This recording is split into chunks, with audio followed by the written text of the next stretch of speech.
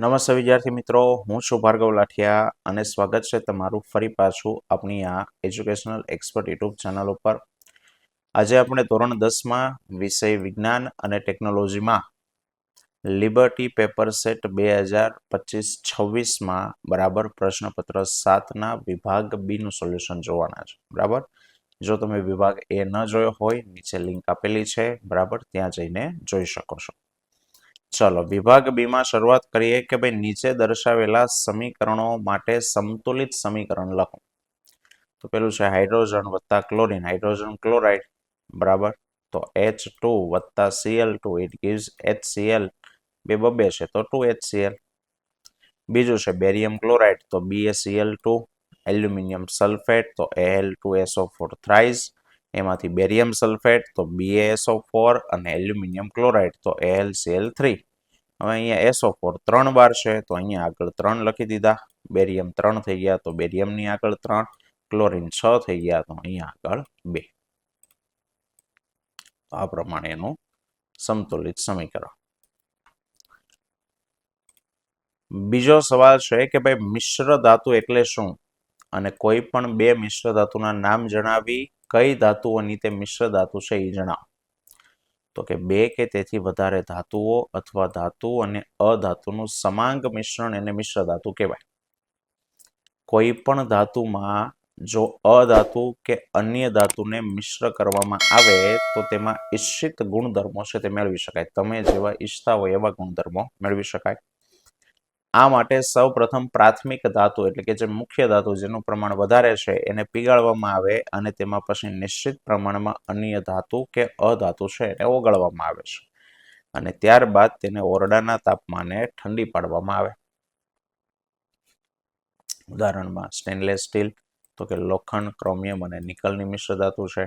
Steel, લોખંડ અને કાર્બનની મિશ્ર ધાતુ. પિત્તળ એટલે કે બ્રાસ, કોપર અને ઝિંક, અને બ્રોન્ઝ, કોપર અને ટીન એની મિશ્ર ધાતુ છે.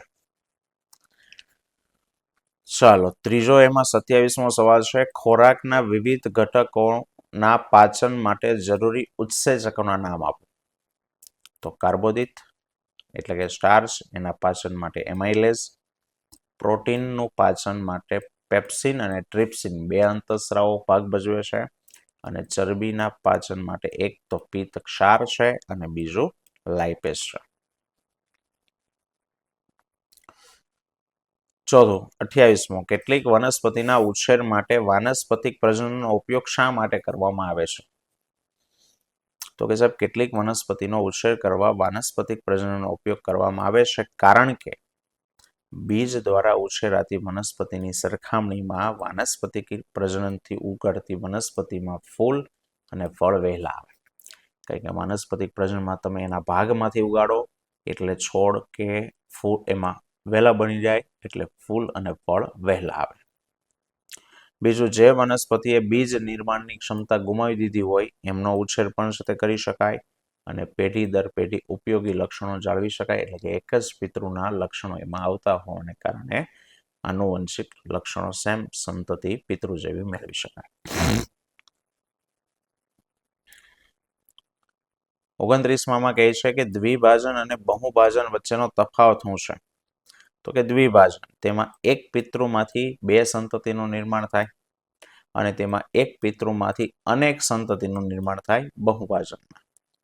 દ્વિભાજન તો કે સામાન્ય પરિસ્થિતિમાં થતી સરળ પ્રજનનની પદ્ધતિ છે, જ્યારે બહુભાજન એ પ્રતિકૂળ પરિસ્થિતિમાં થતી પ્રજનનની પદ્ધતિ છે.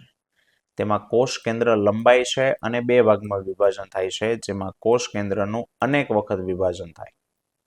તેમાં કોષ રસનું પણ બે ભાગમાં વિભાજન થાય છે, જેમાં દરેક બાળ કોષ કેન્દ્રની ફરતે કોષ રસનો થોડો થોડો જથ્થો ભેગો થાય.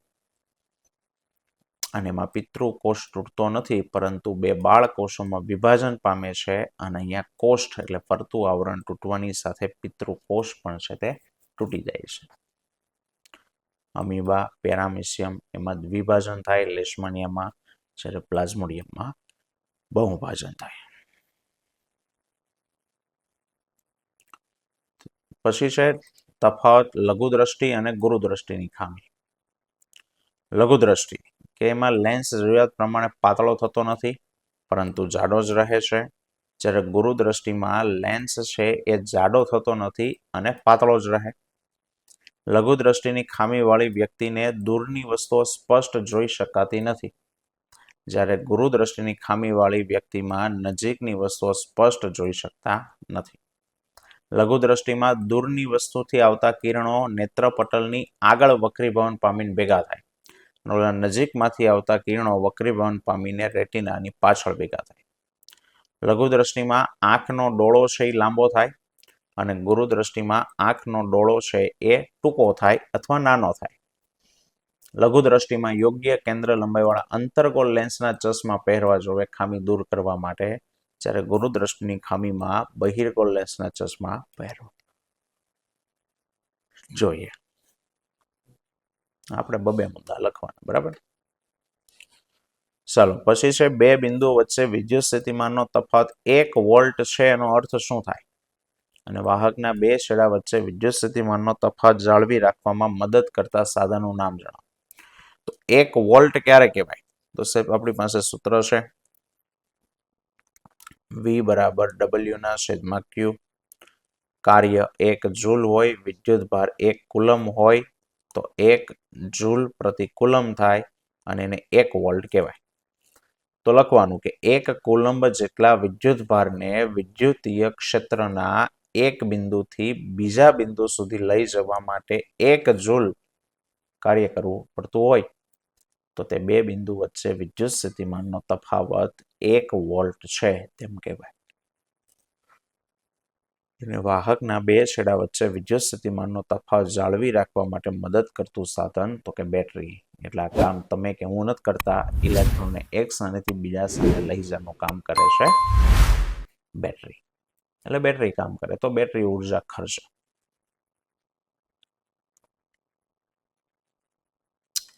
બત્રીસમો ઓહમનો નિયમ લખી અને તેનું સૂત્ર તારો. તો કે સાહેબ નિયમ અચળ તાપમાને વાહકમાંથી પસાર થતો વિદ્યુત પ્રવાહ એટલે કે I એ તેના બે છેડા વચ્ચે લાગુ પડેલો વિદ્યુત સ્થિતિમાનનો તફાવત એટલે કે V એના સમપ્રમાણમાં હોય. આ વિધાન એને ઓહમનો નિયમ કહેવાય. ચાલો સૂત્ર તારવા માટે I અને V વાળું વસ્તુ ધારીએ. ધારો કે વાહકમાંથી પસાર થતો પ્રવાહ I અને એના બે છેડા વચ્ચેનો વિદ્યુત સ્થિતિમાનનો તફાવત V હોય તો ઉપર જે નિયમમાં કીધું છે એટલે લખી શકાય I ચલે છે V. એને તમે V ચલે છે I એમ પણ લખી શકો અને V ને સમપ્રમાણનું ચિહ્ન દૂર કરો તો અચળાંક આવે R V બરાબર IR, જ્યાં R એ સમપ્રમાણતાનો અચળાંક છે અને જેને વાહકનો અવરોધ કહે છે. R એ જ અવરોધ છે. તો સૂત્ર બન્યું R ને કરતા બનાવો, I સામે છેદમાં જાય તો R બરાબર V ના છેદમાં I. બરાબર. અવરોધનો SI એકમ તો કે વોલ્ટ પ્રતિ એમ્પિયર છે. SI એકમ ઉપર છે વોલ્ટેજ છેદમાં છે પ્રવાહ, તો વોલ્ટેજ માટે વોલ્ટ અને પ્રવાહ માટે એમ્પિયર. પરંતુ શોધ કરનાર જોર્જ સિમોન ઓહમ એની યાદમાં એને ઓહમ વડે દર્શાવાય પણ એને સંજ્ઞા રાખી છે ગ્રીક મૂળાક્ષર ઓમેગા. એની વ્યાખ્યા આપવાની કે સાહેબ 1 ઓહમ ક્યારે થાય? તો વોલ્ટેજ 1 વોલ્ટ હોય, પ્રવાહ 1 એમ્પિયર હોય તો 1/1 વોલ્ટ પ્રતિ એમ્પિયર તો 1 ઓહમ અવરોધ થાય. કે જો વાહકના બે છેડા વચ્ચે વિદ્યુત સ્થિતિમાનનો તફાવત 1 વોલ્ટ હોય અને તેમાંથી પસાર થતો પ્રવાહ 1 એમ્પિયર હોય તો વાહકનો અવરોધ 1 ઓહમ છે એવું કહેવાય. આ 1 ઓહમની વ્યાખ્યા. 33મું રમણભાઈના ઘરમાં વિદ્યુત પરિપથમાં ઓવરલોડિંગ થવાને કારણે આગ લાગી. તો રમણભાઈએ સાવચેતીના કયા પગલાં ભર્યા હોત તો આ ઘટનાને નિવારી શકાય હોત? તો જવાબ કે જો રમણભાઈએ નીચે મુજબના પગલાં ભર્યા હોત તો ઘટના નિવારી શકાય હોત. તો પહેલું, એક જ પ્લગમાં એક કરતાં વધારે સાધનોને શરૂ નહીં કરવાના. બીજું છે વધુ પાવર રેટિંગ વાળા સાધનો એકસાથે શરૂ ન કરવા. ત્રીજું, વિદ્યુત વહન કરતા વાયરો યોગ્ય રેટિંગ વાળા વાપરવા. ઘરમાં બે અલગ પરિપથનો ઉપયોગ કરવો. એક 15 એમ્પિયર રેટિંગ વાળો પરિપથ જેના માટે વધુ પાવર રેટિંગ વાળા સાધનો માટે, અને 5 એમ્પિયર રેટિંગ વાળો પરિપથ એ ઓછું પાવર રેટિંગ વાળા સાધનો જેવા કે બલ્બ, પંખા, ટીવી માટે. બધા સાધનોને સમાંતરની અંદર જોડવા. દરેક પરિપથમાં યોગ્ય રેટિંગવાળા ફ્યુઝ મૂકવા અને જે ઇલેક્ટ્રોનિક સાધનોમાં જે સ્વિચ બોર્ડ ને આ બધા છે એ PVC poly vinyl chloride polyvinyl chloride સારી ગુણવત્તાવાળા વાપરવા અને અમુક સમય બાદ જૂના તારની જગ્યાએ ચોક્કસ રેટિંગવાળા અને સારું આવરણ ધરાવતા નવા તારનો ઉપયોગ છે તે કરવો. આવી બાબતો કરવામાં આવે બરાબર તો ઓવરલોડિંગ થતું અટકાવી શકાય. ચાલો 34 છે સ્વચ્છ ભારત અભિયાન અંતર્ગત કચરાના નિકાલની સમસ્યાને ઓછી કરવામાં તમે શું યોગદાન આપી શકો?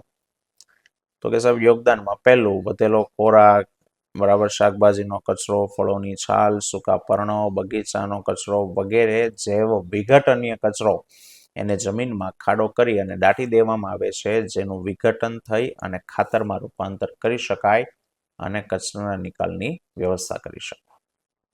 બીજું છે ટીન, ખાલી ડબ્બા, પેપર, ગ્લાસ, ધાતુની તૂટેલી વસ્તુ વગેરે કચરાનું પુનઃચક્રીયકરણ કરાવવામાં આવે અને આ વસ્તુઓનું પુનઃચક્રીયકરણ કરી નવી વસ્તુઓ બનાવી અને એમાંનો પુનઃ ઉપયોગ કરી શકાય.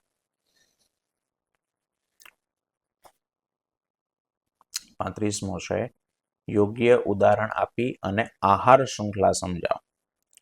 તો કે નિવસન તંત્રના સજીવો ખોરાકની જરૂરિયાત માટે એકબીજા ઉપર આધાર રાખીને આહાર શૃંખલા બનાવે. આહાર શૃંખલા સામાન્ય રીતે 3 કે 4 તબક્કાની હોય છે.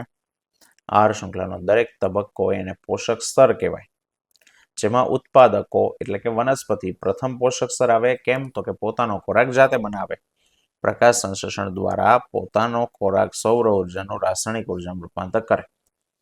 ત્યાર પછી તૃણાહારી એટલે કે પ્રથમ કક્ષાના ઉપભોગી બીજું સ્તર બનાવે, નિમ્ન માંસાહારી એટલે દ્વિતીય ઉપભોગી એ ત્રીજું સ્તર બનાવે અને ઉચ્ચ માંસાહારી એટલે તૃતીય ઉપભોગી એ ચોથું સ્તર બનાવે.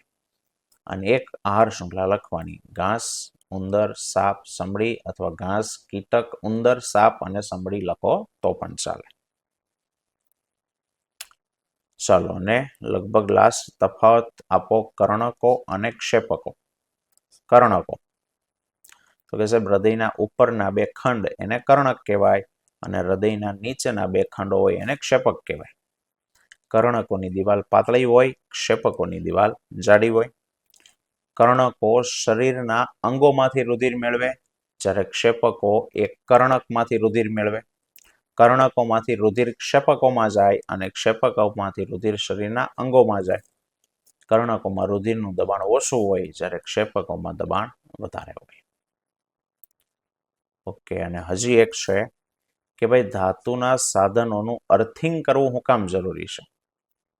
જે સાધનો ધાતુથી બન્યા છે એમાં અર્થિંગ કરવું જરૂરી છે. તો કે લખ્યું છે ધાતુના સાધનો જેવા કે ઇસ્ત્રી, ટોસ્ટર, ઓવન અને રેફ્રિજરેટર વગેરેને અર્થિંગ કરવું જરૂરી છે. કેટલીક વાર વિદ્યુતના સાધનો સાથે જોડાયેલા વાયરોનું અવાહક આવરણ પીગળી જાય તો વિદ્યુત પ્રવાહ ધાતુની સપાટી ઉપર આવે છે અને આવા સાધનને કોઈ વ્યક્તિ અડે તો તેને વિદ્યુતનો આંચકો લાગી શકે અને એટલે તેને નિવારવા માટે પ્રવાહ જમીનમાં જવા દેવો જોઈએ. વધુમાં જે અર્થિંગ વાયર છે એ પરિપથને નીચા અવરોધવાળો માર્ગ પૂરો પાડે છે અને તેથી પરિપથમાં પ્રવાહનું મૂલ્ય વધી જાય અને પરિણામે ફ્યુઝ તાર પીગળી જાય અને વિદ્યુતનો પુરવઠો છે તે અટકી જાય. આમ વિદ્યુત સાધનોને યોગ્ય અર્થિંગ આપવામાં આવે તો શક્ય એવા વિદ્યુતના આંચકાથી બચી શકાય. એટલા માટે સાધનોને અર્થિંગ કરવું જરૂરી છે. તો મિત્રો, આ તો આજનો આપણો ટોપિક. આવતા વિડીયોમાં ફરી પાછા મળીશું. ત્યાં સુધી જય હિન્દ, જય ભારત.